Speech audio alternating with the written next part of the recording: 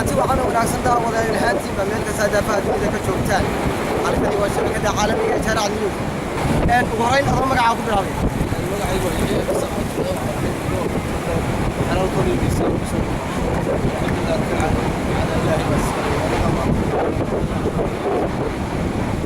marka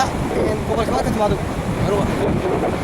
ka waran jawiga badda iyo sida loo dabaalanayo bariga faahfaahinaysa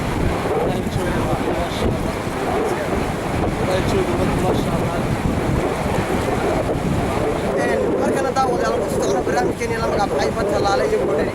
halkan waxaa taagan nin dhalinyaro ah oo ka mid ah dalxiisayaasha ku soo dalxiisagay badda berbera badda laale oo magaca ku laabay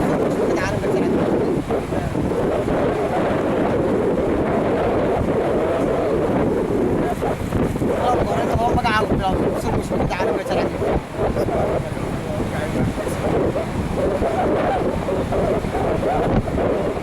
magaalada Burco kale marka la eego berbera waa guulaha ugu dhow magaalada Burco iyo sidoo kale caasimada magaalada Hargeysa sidoo kale kibaad aad inta badan badda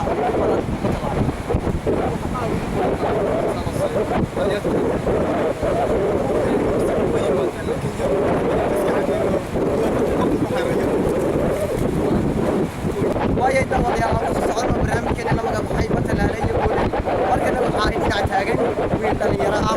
adoo magaca ku bilaabay shabakada caalamiga Jaracad kaafo waxaad ka mid tahay dalxiisayaasha ku soo dalxiisay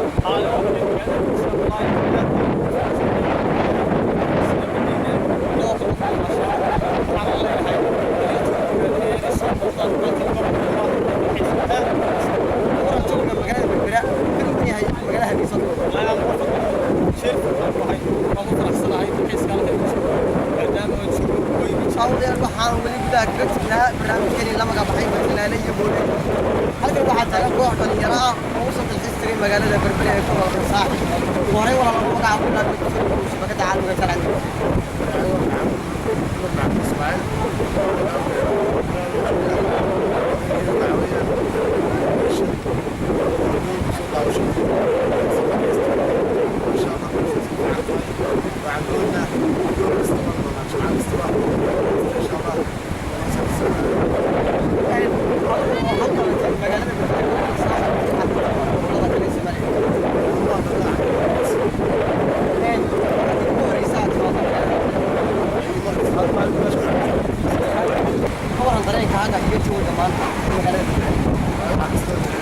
daawadayaal waxaan weli gudaha kaga jirnaa barnaamijkeeni la magacaabay badda laale iyo boodhari halkan waxaa taagan koox dhalinyaro ah oo soo dalxiisay magaalada berbera ee gobolka saaxil ugu horeyn adoo magaca ku bilaabaya shabakada caalamiga Jaracad